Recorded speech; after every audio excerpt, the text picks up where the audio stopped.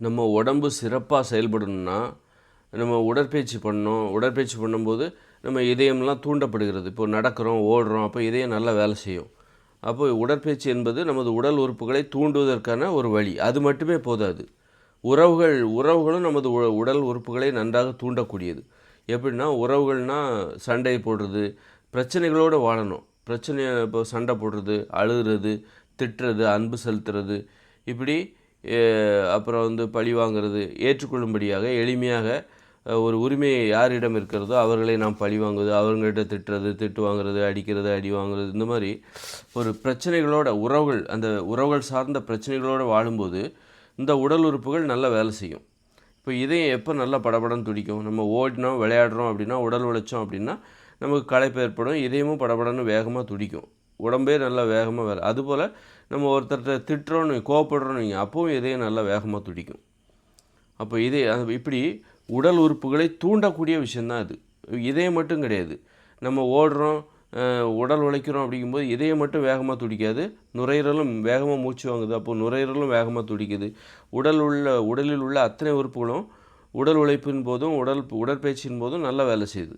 அதுபோல் இந்த உறவுகளோடு நம்ம ஒரு பிரச்சனைகளோடு வாழ்கிறோம் பாருங்கள். நம்ம யாருக்கிட்ட நமக்கு உரிமை இருக்கோ அவங்ககிட்ட சண்டை போடுறது, திட்டுறது, திட்டு வாங்குறது, பிடிச்சவங்ககிட்டேருந்து நம்ம திட்டு வாங்குறது, அடி வாங்குறது, பிடிச்சவங்களை அடிக்கிறது, உரிமையோட உறவுங்கிற அடிப்படையில் அன்பை வெளிப்படுத்தும் விதமாக அடிப்பது, திட்டுவது, இந்த மாதிரி விஷயங்கள்லாம் இருக்குதுல்ல. இதனாலேயும் நம்ம உறுப்பு தூண்டப்பட்டு நல்லா வேலை செய்யும். அப்போது உறவு என்கிற ஒரு தூண்டுதல் தேவை. நான் தனியாக இருக்கேன், நான் உடற்பயிற்சியெல்லாம் பண்ணுறேன், ஆனால் எனக்கு யாருமே ஃப்ரெண்ட்ஸ் இல்லை, என்னை யாருமே திட்டுறதும் கிடையாது, நானும் யாரும் திட்டுறது கிடையாது, பேசுவதற்கு கூட ஆட்கள் கிடையாது. அப்படிங்கும்போது அந்த உறவு என்கிற அடிப்படையில் அந்த உடல் தூண்டப்படாது. அப்போ அந்த உடம்பு வேலை செய்யாது. வேலை செய்யாமல் ஒரு வண்டி ஓட்டாமல் என்ன ஆகும்? ஓட்டலைன்னா துருப்பிடிச்சு. அதுபோல் நம்ம உடம்பு தூண்டுவதற்கு ஆள் இல்லாமல், உறவுகள் இல்லாமல், அப்போ உடம்பு அதோட இயக்கம் பாதிக்கப்படும், ஒழுங்காக அது வேலை செய்யாது. அப்போது நம்ம ஆரோக்கியமாக செயல்படணும் அப்படின்னா, ஆரோக்கியமாக வாழணுன்னா ஒரு உடற்பயிற்சி, உடல் உழைப்பு, அது ஒரு பக்கம் தேவை. அப்புறம் உறவுகள் தேவை. ஒரு குடும்பமாக வாழணும், கூட்டு குடும்பமாக வாழணும். அப்போ தான் தாத்தா திட்டுவார், பாட்டி திட்டுவாங்க. அப்போ பாட்டி ஒரு கதை சொல்லுவாங்க, ஜோக் அடிப்பாங்க, சிரிப்பதற்கு வாய்ப்பு கிடைக்கும், அழுவதற்கு வாய்ப்பு கிடைக்கும், சண்டை போடுவதற்கு வாய்ப்பு கிடைக்கும், அன்பு செலுத்துவதற்கு வாய்ப்பு கிடைக்கும். இப்படி ஒரு பிரச்சனைகள் நிறைய வரும். அங்கே நிறைய பிரச்சனைகள், அவங்கள பற்றி இவங்க புகார் சொல்லுவாங்க. இந்த மாதிரி பிரச்சனைகள் உறவுகள் மூலமாக நமக்கு கிடைக்கக்கூடிய இந்த பிரச்சனைகள் நமது உடலை நல்லா தூண்டக்கூடியது. இது கண்டிப்பாக தேவை. இது இருந்தால் தான் நம்ம உடம்பு ஒழுங்காக வேலை செய்யும். இது இப்போ உடற்பயிற்சி என்பது அது ஒரு தேவை. இந்த மாதிரி உணவு என்பது உடம்பு நல்லா வேலை செய்யணும்னா உடற்பயிற்சி என்கிற ஒரு தேவை இருக்கிறது, உடல் உழைப்பு என்கிற தேவை இருக்குது, அப்புறம் உணவு என்கிற ஒரு தேவை இருக்கிறது, அப்புறம் உறவு என்பது ஒரு தேவை. உறவு என்பது ஒரு தேவையாக இருக்கிறது. இந்த 3 சேர்ந்தால் தான் இந்த உடம்பு நல்லா வேலை செய்யும். இப்போ பார்த்திங்கன்னா எல்லோரும் மொபைல் ஃபோனை பார்த்துட்ருக்காங்க. உறவுகள் மூலமான ஒரு தேவை நமக்கு. உடல் உழைப்பும் கிடையாது, இன்றைக்கி உடற்பயிற்சியும் கிடையாது, அது மாதிரி உறவுகளும் கிடையாது. எல்லாம் தனித்தனியாக உட்காந்து மொபைல் ஃபோன், டிவி பார்த்துட்ருக்காங்க. அதனால தான் இந்த உடம்பு வேலை செய்ய மாட்டேங்குது. நம்ம நோய்கள் பாதிக்கப்படுறதுக்கு காரணம் இந்த உடல் வேலை செய்வதற்கான உள்ளுறுப்புகள் வேலை செய்வதற்கான தூண்டுதல் என்பது இல்லாமல் இருக்கிறது. உடற்பயிற்சி என்கிற தூண்டுதல் இல்லை, உறவுகள் என்கிற தூண்டுதல் இல்லை. ஒரு வீட்டிலே இன்றைக்கி எல்லோரும் மொபைல் ஃபோன் பார்த்துட்டு சண்டை சச்சரவுகள் இல்லாமல் மயான அமைதியோடு மனித வாழிடம் இருக்கிறது. மனிதர்கள் தான் இருக்கிறாங்க, நெருக்கடியாக இருக்காங்க, நிறைய பேர் இருக்காங்க. ஆனால் மனிதர்களுடைய குரல்கள் கேட்கவில்லை. இங்கே ஏகப்பட்ட பறவைகள் இருக்குது, ஆனால் சத்தமே வரலன்னா எப்படி இருக்கும்? இப்போ பார்த்திங்கன்னா ஒரு கிராமமாக இருந்தாலும் சரி, நகரமாக இருந்தாலும், பெருநகரமாக இருந்தாலும் ஆயிரக்கணக்கான, லட்சக்கணக்கான, கோடிக்கணக்கான மக்கள் இருக்காங்க. மனித வாழிடம் நெருக்கமாக இருக்காங்க. ஆனால் சத்தமே கிடையாது. மனிதர்களுடைய பேச்சு சத்தம் கொஞ்சம் கூட கிடையாது. பறவைகள் நிறைய இருக்குது, காக்காக்கள் நிறைய இருக்குன்னா சத்தம் கேட்கணும். அப்போ அதான் அமைதியாக இருக்காங்கன்னா என்ன அர்த்தம்? அதுபோல் தான் இன்றைக்கி எல்லோரும் தனிமையில் இருக்காங்க. மொபைல் ஃபோன், டிவி, புத்தகங்கள், இதெல்லாம் மனிதரை தனிமைப்படுத்துது. அதனால் புத்தகம், டிவி, மொபைல் ஃபோன் இதெல்லாம் இல்லாத ஒரு உலகத்தில் மனிதர்கள் ஒருவருக்கொருவர் பேசிக்கொள்வார்கள். வேறு வழி இல்லை. மின்சாரம் இல்லாத உலகம். இப்போ மனிதர்கள் மின்சாரம் இல்லை, எல்லோரும் எளிமையான விவசாயம் பார்க்கணும். அப்போ தான் வந்து மனிதர்கள் ஒருவருக்கு ஒருவர் பேசிக்கொள்வாங்க. இன்றைக்கி பார்க்குற தொழிலெலாம் பாருங்கள், மனிதர்களிடமிருந்து உங்களை விடுவிக்கிறது. வெறும் டிவி, மொபைல் ஃபோன் மட்டும் உங்களை அமைதியாக இருக்க செய்யவில்லை, தனிமையில் உட்கார செய்யவில்லை. நீங்கள் செய்கிற தொழில் இருக்குல்ல, நீங்கள் ஒரு ஓட்டுநராக இருக்கீங்கன்னா 8 மணி நேரம் வண்டியை ஓட்டுறீங்கன்னா 8 மணி நேரம் நீங்கள் யார்கிட்டையும் பேச மாட்டீங்க, வண்டியை தான் ஓட்டணும். அப்புறம் நீங்கள் எந்த தொழில் செஞ்சாலும் சரி, ஒரு எழுத்து வேலை தான் செய்யணும் 8 மணி நேரம் 10 மணி நேரம்.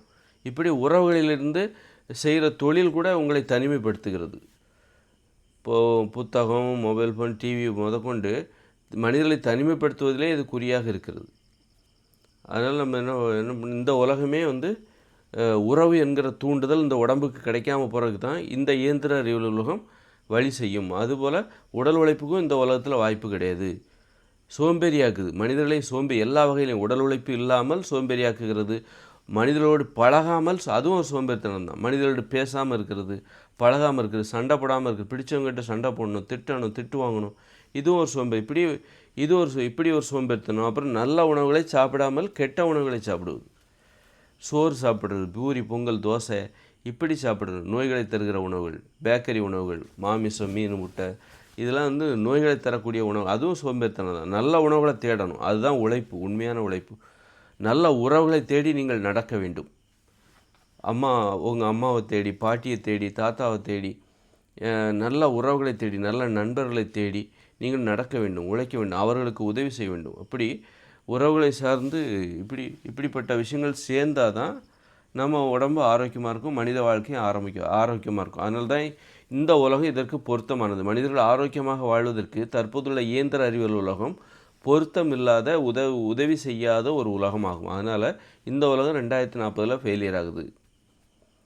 மனிதர்கள் வந்து நல்லா வாழணுங்கிறது தான் முக்கியமே தவிர, இந்த காரு, ரோடு, இந்த காங்கிரீட் கட்டடம், டிவி, மொபைல் ஃபோன் இதுக்கெல்லாம் அடிமையாகிட மாட்டாங்க. இதெல்லாம் வந்து சும்மா ஒரு புதுமையாக இருக்குது மனித வாழ்க்கையிலே, வரலாற்றிலே. இதெல்லாம் ஒரு புதுமையான அனுபவம், அவ்வளோதான். நமக்கு ஆரம்பத்தில் டிவி அதிசயமாக தெரிஞ்சது, இன்றைக்கி அதெல்லாம் பார்க்குறதுக்கு ஆளே கிடையாது. ஒரு சலிச்சு போச்சுல்ல. சோறு அதிசயமாக தெரிஞ்சது, அதெல்லாம் சலிச்சு போச்சு, சலிப்பாகி போச்சு. அதுபோல் தான் இதெல்லாம் வச்சு ஐயோ நாம் தான் கண்டுபிடிச்சோம், அதுக்காக இது கெடுதல் செஞ்சாலும் இது தலையில் வச்சு தூக்கி கொண்டாடிக்கிட்டு இருக்க மாட்டாங்க மனுஷங்க. அதனால் இது வந்து கெடுதல் தெரியுன்னா அது எதுவாக இருந்தாலும் தூக்கி போட்டுருவாங்க. இப்போ உங்கள் அப்பாவே உங்களுக்கு கெடுதல் செய்கிறாரு அப்படின்னா என்ன பண்ணுவீங்க? அவர்கிட்டருந்து விலகிடுவீங்களே. ஆனால் அவர் தான் உங்கள் அப்பா. உங்கள் அம்மாவே உங்களுக்கு கெடுதல் செய்கிறாங்க அப்படின்னா நீங்கள் அவங்ககிட்டருந்து விலகிடுவீங்க. அதுபோல் அப்பா அம்மாவே அப்படி தான். பிள்ளைகளே கெடுதல் செய்கிறாங்கன்னா அவங்க பிள்ளைகள்கிட்டருந்து விடுது. அதுபோல் தான் நமக்கு இந்த டிவி, மொபைல் ஃபோன் இதெல்லாமே வந்து நல்லது செஞ்சால் மட்டும் பக்கத்தில் வச்சுவோம். ஆனால் இது கெடுதல்லாம் செய்யுது. டிவி, மொபைல் ஃபோன், புத்தகங்கள், அப்புறம் வந்து இந்த இயந்திர அறிவியல் உலகம் இது நமக்கு கெடுதல்லாம் செய்யுது. எப்பவும் பயத்திலே வச்சுருக்கு. எப்போ என்ன ஆகும்னு சொல்லவே முடியல. நோய்கள் வந்துருமோன்னு பயமாக இருக்குது. குற்றங்கள் நடக்குமோன்னு பயமாக இருக்குது. உடல் உழைப்பு இல்லாமல் வாழ விடாமல் செய்கிறது. அப்படி இருக்கும்போது இது கெடுதல் செய்யுது. அப்படிங்கும்போது இதையும் தூரம் ஒதுக்கி வச்சுருவாங்க. 2040 தான் உச்சக்கட்டம். இயந்திர அறிவியல் தொழில்நுட்பமும் உச்சக்கட்டத்தை அடையும். இந்த தொழில்நுட்பத்துலேயும் புதுமையை தேடுறாங்க மனிதர்கள். ஏஐ தொழில்நுட்பம் வந்துருச்சு, ஆர்டிஃபிஷியல் இன்டெலிஜென்ட். அதுதான் இயந்திர அறிவியல் தொழில்நுட்பத்தின் உச்சக்கட்டம். இப்போ எல்லாருக்கும் நிறைய பேருக்கு வேலை இல்லாமல் போகுது. அவ்வளோதான். பாருங்கள், சோம்பேறியாக்குது பாருங்கள். தொழில் ரீதியான சோம்பேறித்தனம் இனிமேல் வரப்போகுது. தொழிலையாவது மனிதர்கள் வேலை பார்த்துட்டு இருந்தாங்க. இப்போது வந்து உறவுகள், மனிதர்களிடம் பேசாமல் சோம்பேறியாக இருந்தாங்க மனிதர்கள். நல்ல உணவுகளை தேடி போகாமல் சோம்பேறியாக இருந்தாங்க மனிதர்கள். உடற்பயிற்சி, உடல் உழைப்பு செய்யாமல் மனிதர்கள் சோம்பேறியாக்கியது இந்த இயந்திர அறிவியல் உலகம். இப்போ பார்த்து நீ தொழிலே செய்ய வேண்டாம், மிஷினே பார்த்துக்க போகுது அப்படின்னு சொல்லிட்டு நம்மளை சோம்பேறியாக்க போகுது. இப்படி நம்மை சோம்பேறியாக்கி நமக்கு ஏதோ இன்பத்தை தருவது போல், சோம்பேறித்தனம் தான் இன்பம், சும்மா இரு அப்படிங்கிற இன்பத்தை தருவது போல் இந்த இயந்திர அறிவியல் உலகம் இதன் போக்கு இருக்கிறது. அவ்வளோதான். இனிமேல் நம்ம செய்கிறதுக்கு வேலையே இல்லை, எல்லாமே இயந்திரங்கள் செய்ய போகுது. சோம்பேறி ஆகிட்டோம், இனிமேல் நம்ம செய்கிறதுக்கு வேலையே இல்லை. அப்படிங்கும்போது இந்த இயந்திர அறிவியலும் முடிவுக்கு வரும். இதை விட உச்சக்கட்டம் வேறு என்ன இருக்குது? இதுதான் உச்சக்கட்டம். எல்லா துறையிலையும் உச்சக்கட்டத்தை பார்த்தாச்சு. அதுக்கப்புறம் என்ன இருக்குது? அங்கே ஒன்றுமே இல்லை, தேடுவதற்கு ஒன்றுமே இல்லை. இசையில் பாருங்கள், இசையிலையும் உச்சக்கட்டத்தை நம்ம பார்த்தாச்சு. ஏஆர் ரஹ்மான், இளையராஜா எல்லாம் பார்த்தாச்சு. இதுக்கப்புறம் இது போல் ஒருத்தர்கள் வரப்போகிறதில்ல. போதும், எல்லாம் போதுங்கிற அளவுக்கு உச்சக்கட்டம். இதுக்கு மேலே என்னப்பா, நமக்கே தெரிஞ்சு போச்சு, இதுக்கு மேலே ஒரு உன்னதமான இசையெல்லாம் இருக்க முடியாது அப்படின்னு சொல்லிட்டு மனிதர்கள் அவ்வளோதான். அதில் தேடல் மனிதர்களுக்கு இல்லை. அதில் ஏதாவது இருக்குதா அப்படிங்கிற தேடலே இப்போ இல்லை. பல பாட்டுகள் வருது, எதுவும் மனசில் நிற்க மாட்டேங்குது. அதுபோல் விளையாட்டுலேயும் பார்த்திங்கன்னா பயங்கர சாதனைகள்லாம் அடிச்சிட்டாங்க. போதும் திருப்பி ஏற்கனவே நம்ம ஒரு சாதனை இருந்தது, எந்த ஒரு துறை விளையாட்டாக இருந்தாலும் சரி அதில் ஒரு உச்சக்கட்ட சாதனையை பார்த்தாச்சு. அதுமாதிரி தொழில்நுட்ப வளர்ச்சி அதுலேயும் பார்த்திங்கன்னா அசார சாதனை எல்லாமே உச்சக்கட்ட வளர்ச்சி. இதுக்கப்புறம் என்ன, இதுக்கு வாகனத்தில் வாகனங்கள் இப்போல்லாம் பறக்க போகுது, 2 வீலர் காரெல்லாம் இன்னும் பறக்கிற வாகனங்கள் வரப்போகுது, தெரிஞ்சு போச்சு. எனர்ஜி ஒரு மின்சாரத்தை பெறுவதற்கான ஒரு பல்வேறு வழிகளை அது கண்டுபிடிச்சிட்டாங்க மனுஷங்க. அவ்வளோதான் உச்சக்கட்டம். இது ஒரு புதுமை, அவ்வளோதான். ஆனால் இதனால் ஏற்படுற பக்க விளைவுகள், அதனால் ஏற்படுற பாதிப்புகள், அதுதான் இது எல்லாம் உச்சக்கட்டம். போதும்பா, எல்லாம் தெரிஞ்சாச்சு.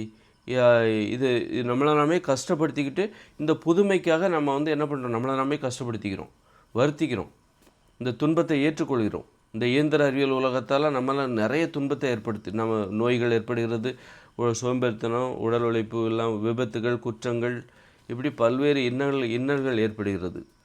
இருந்தாலும் நம்ம சரி புதுசாக என்ன இருக்குது, ஏன்னா இது மனித வரலாற்றில் எப்போதும் நடக்க போகிறதில்ல, இப்போ அது நடக்கிற காலகட்டத்தில் நாம் வாழ்ந்துட்டுருக்கோம்.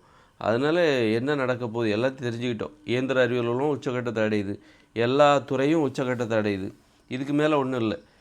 இசையை இனிமேல் இசைத்துறையில் உச்சக்கட்டம் அடையும் போது இசையை மனிதர்களே உருவாக்காமல் அந்த ஆர்டிஃபிஷியல் ஏஏ உருவாக்குது இசையை. பாருங்க, அப்போ இசைத்துறை மனிதர்கள்ட்ட அது முடிஞ்சு போச்சு, அவ்வளோதான்.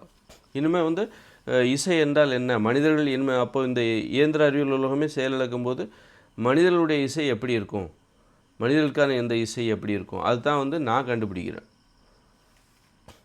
இசைனா என்ன அப்படின்னு சொல்லிட்டு நான் பல்வேறு வீடியோக்களும் போட்டிருக்கேன். வேணால் இந்த இடத்துல நான் இசையை பற்றி சொன்னதுனால, இசையோட பயனே என்னென்னா நம்ம டான்ஸ் ஆடுறதுக்காக தான். இதுதான் இசை, வாயினால் இசைக்கக்கூடியது தான் இசை. இப்படி சொல்லிவிட்டு இந்த மாதிரி வாயை வச்சுக்கிட்டு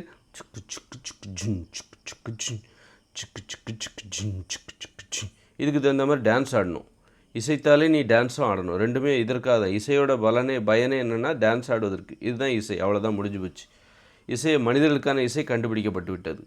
இதை கண்டுபிடிப்பதற்காக தான் நம்ம இவ்வளோ ஆராய்ச்சி பண்ணுறோம்.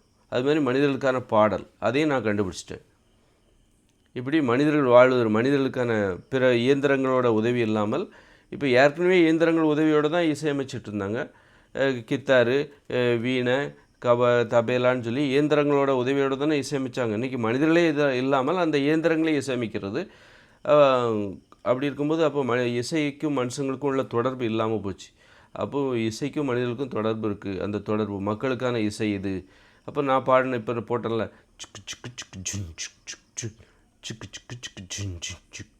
இப்படி சொல்லிக்கிட்டு நம்ம அதுக்கு தகுந்த மாதிரி டான்ஸ் ஆடணும். சும்மா சிம்பிளாக ஆடினா போதும், அதுதான் சிம்பிளாக ஆடினா போதும். சிம்பிளாக இசையமைத்து அதுதான் இசை என்றாகிவிட்டது. இப்படி எல்லா துறையும் உச்சக்கட்டத்தை அடையுது. போதும் உட்பட்டு அதிலேருந்து நாம் ஒரு சாராம்சத்தை பெறுகிறோம். இப்போ நான் மனிதர்களுக்கான இசையை எடுத்துட்டேன்.